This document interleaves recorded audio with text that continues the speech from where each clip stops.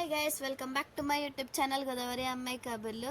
మా అమ్మమ్మ చేతి చేపల ఇగురు ఎలా పెట్టాలో చూపించేస్తాను. మా అమ్మమ్మ చేపల పులుసు అన్న ఇగురన్న చాలా అంటే చాలా ఇష్టపడతారు. మా ఫ్యామిలీ మెంబర్స్ చాలా అంటే చాలా బాగా పడతారు. అది ఎలా పెడతారు మా అమ్మమ్మ ఇప్పుడు ప్రాసెస్ చెప్పబోతుంది, ఇనేంటి. హలో, మాది వేళ పండుగ తెచ్చుకున్నామండి. చేపలు ఇగురు వండుతానండి. దాంట్లో ఏమేమి వేయాలో చెప్తానండి. కొంచెం జీలకర్ర అండి, గసగసాలండి, లవంగాలు 2, లాలిక్కాయ, ఎల్లుల్లిపాయ వేసుకునండి ఆడేసుకోవాలి. మిక్సీ పట్టేయాలి. ఉల్లిపాయలు కూడా అవి ఆడేసాక అండి నూనె పెట్టేసి వేసుకుంటాం కదండి. కొంచెం ఆయిల్ వేసుకుని తర్వాత అండి వేపేసుకున్నాక కొంచెం ఉప్పు, కారం, పసుపు కూడా వేసుకుని అవి వేపేయాలండి. వేగించేసాక అండి చేప ముక్కలు వేసి కొంచెం మగ్గాకండి అయిపోయాక వాటర్ వేసుకోవాలండి. కొంచెం వాటర్ వేసుకున్నాక బాగా ఎక్కువ వేసుకోకూడదండి, చేప మెత్తగా కొంచెం ఉంటుంది కాబట్టి. వేసుకున్నాక ఇప్పుడు మూత పెట్టేసుకోవాలండి.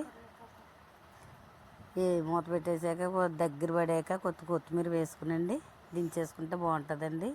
మాకు వర్షం పడటం వల్ల అండి మాకు కొత్తిమీర తీసుకోలేదు బయటకు వెళ్ళి, అందుకేనండి ఉత్తి ఇగురు పెట్టుకున్నామండి. మా అమ్మమ్మ అయితే చాలా బాగా ఎక్స్ప్లెయిన్ చేసిందని అనుకుంటున్నాను. మీ ఎవరికైనా అర్థం కాకపోతే నాకు కామెంట్ చేయండి, నేను కంపల్సరీ మళ్ళీ అమ్మమ్మ చేత ఎక్స్ప్లెయిన్ చేస్తాను.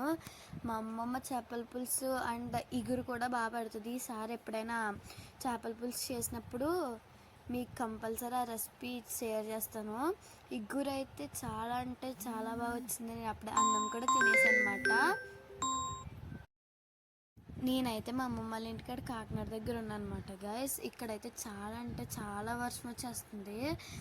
దీంట్లో కొత్తిమీర కూడా లేదు, కానీ బయటకు వెళ్ళాలంటే చాలా అంటే చాలా వర్షం ఉంది. మీరు మాత్రం కొత్తిమీర మాత్రం కంపల్సరీ వేసుకోండి. ఈ వీడియో కానీ మీకు నచ్చినట్టయితే లైక్ చేసి సబ్స్క్రైబ్ టు గోదావరి అమ్మాయి కబుర్లు. ఇలాంటి వీడియోస్ ఇంకా బోల్డ్ వస్తే సబ్స్క్రైబ్ చేసుకోండి.